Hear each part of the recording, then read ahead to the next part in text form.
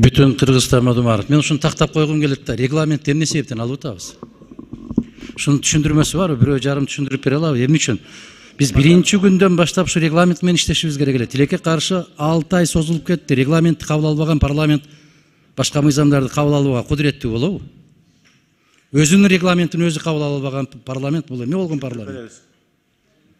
Адахан Кимсанбаевич, сунуштар келип чыгып атат. Өзүңөргө белгилүү болгондой азыр Кабмин менен Жогорку Кеңештин ортосундагы байланыш жана берген тапшырмалардын актаруусу боюнча маселелер келип чыгып атат. Регламентте Жогорку Кеңештин өкмөттөгү өкүлү каралган. Ошол маселе каралып атат. Депутаттардын ичинен бирөө болсунбу же аппараттын ичинен бирөө дайындалсынбы деп. Ушул жерге чыгарып эле чогуу эле чечпейлиби аны эми эшик артында кылбай? Ушул маселени комитетте карап, анан ар бир сунуштар комитет аркылуу кирет. Ошол себептен кирбей калыптыр. Кайрадан Марлен Абдрахманович сунуштап атат. Менимче Марлен мырза жок экен, мен айтайын дедим эле. Министрлер кабинетинде Жогорку Кеңештин өкүлүнүн отурушунун түк кажети жок да. Могу жерде отурган 90 депутат бүт баары өкүлүбүз. Не кажети бар дагы бир башка бир структураны ойлоп таап, бир көпүрөнүн эмне кереги бар? Түз эле сүйлөшөбүз, арабыз 30 метр го. Не кажети бар андайдын өкүлдүн?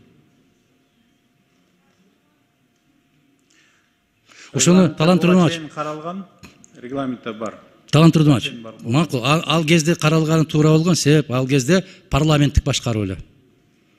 Практикада эмес, кагазда, конституцияда ошондой эле. Ал башка структура башка эле. А бүгүн башка конституция менен жашап атабыз да.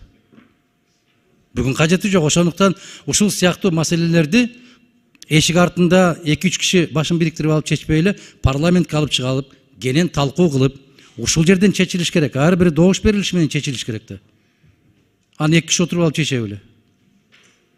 Менимче тез аранын ичинде регламентти кабыл алып, парламент толук кандуу иштеп баштамайынча, ыйлаганыбыз ыйлаган. Алмаз Акымжановичтин 4-чү дептери башталат, ал жаза берет. Майнап чыкпайт андан. Мага түшүндүрүп бергиле, ким ушул регламентти алып салабыз дегенге кимдер макул болуп атат, кийинки жылдырабыз дегенге эмне себеп болуп атат?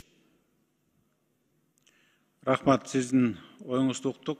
Калгандарында оюн жалпы угуп, анан коллегиалдуу орган добуш берүү менен чечим кабыл алабыз. Урматтуу коллегалар,